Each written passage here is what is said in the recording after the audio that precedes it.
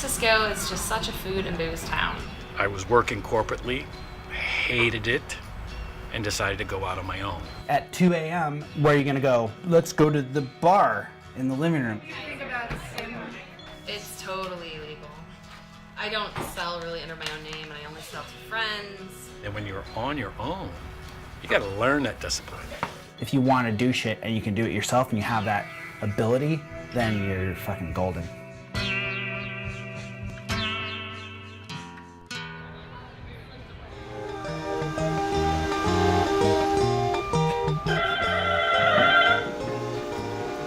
Come on in.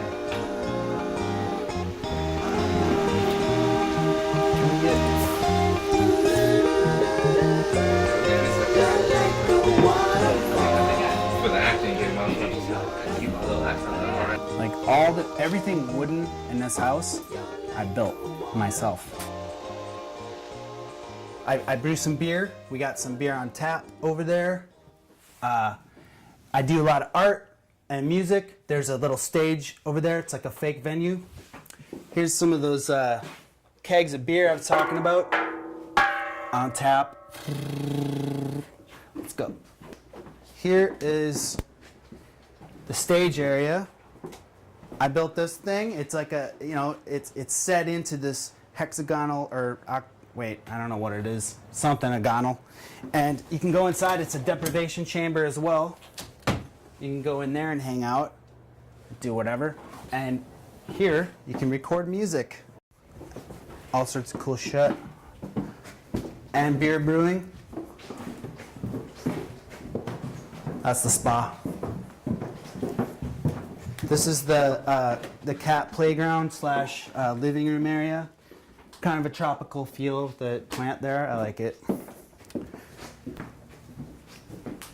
And we've got a bit of a thing set up right now. We'll brew some beer. Here's how it's done. Home brewing 101. Want to start? I was possessed to convert this place into a bar because I found this bar here, and I was like, oh my God, that would be perfect for our living room.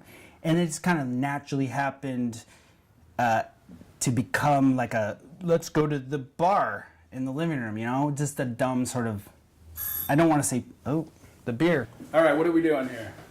Well, we're making beer, and it's a pretty easy process. You can get What's this stuff this here? super involved. This is like the grains and stuff like that. Okay. You put it in this sock, and then you put the sock in the water, and then it makes like you go ahead. It's as simple as that. Just drop it in. And then you kind of tie it onto here, and then this kind of sits in there and makes like a tea, which is called a wort, and then you just let it sit for a while, and then you take the sock out and you add some hops, and a few other things. And then you put it into this glass container called the carboy, and you let it sit for about a month, and you have 5 gallons of beer.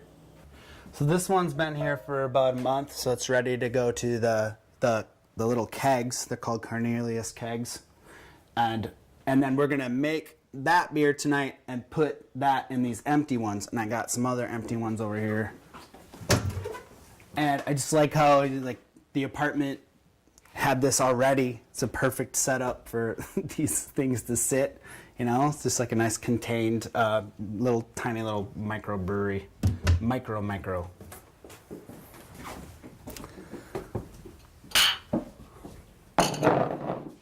Two of us are drinking, right?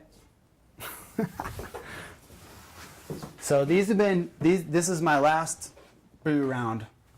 So I have not ever even tasted this yet. So you never know.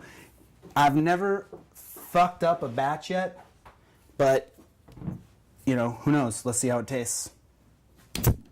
That's good that it makes that sound. It's got some carbonation. I know it's good. It smells good. You can tell right off the bat. Want to smell it just for the hell of it? Yeah, that's It just smells good, right?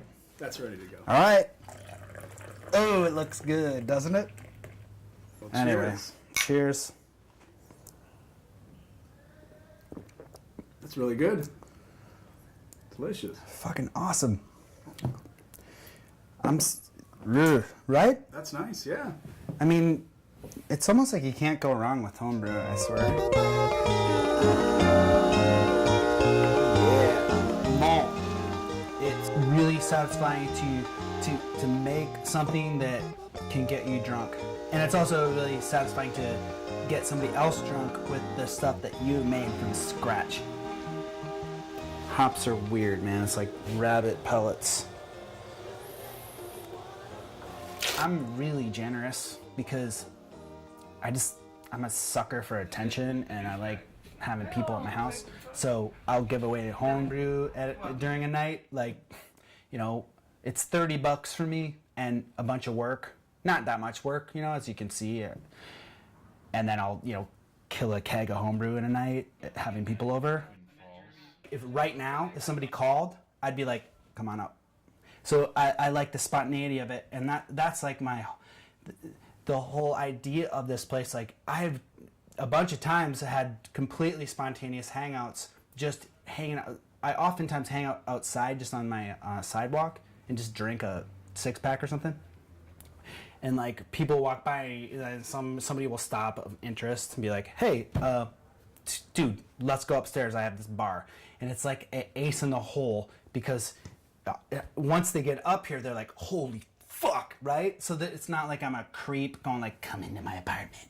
It's like, "Hey, I have this bar in my house. If I have homebrew."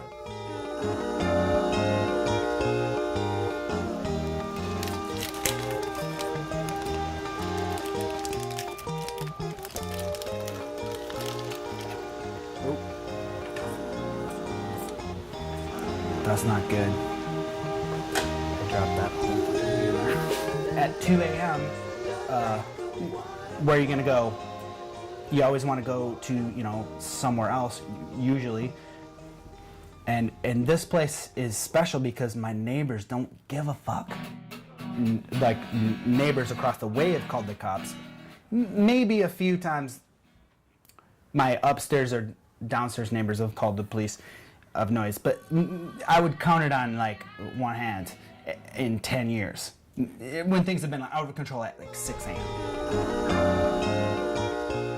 So recently I realized like it's way cooler to have a bartender back here. So I had this awesome girl who works. It's been really good to have a bartender back here to just sort of like police it. Basically, I go in the hole like every time I have people over because I'm just like, I just want people to drink homebrew, which, you know, I pay $30 to bake a 5-gallon thing, so like I get a lot out of it. But then in one night it's gone, and all that effort and thing.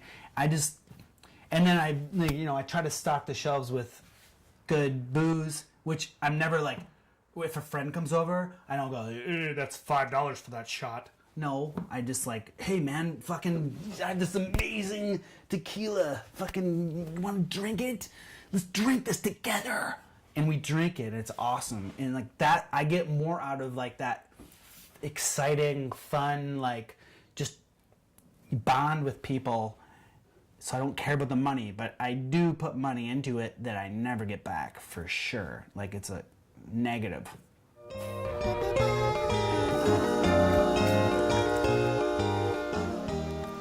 Not a lot of money, a bit of time, and just if you want to do shit and you can do it yourself and you have that ability, then you're fucking golden.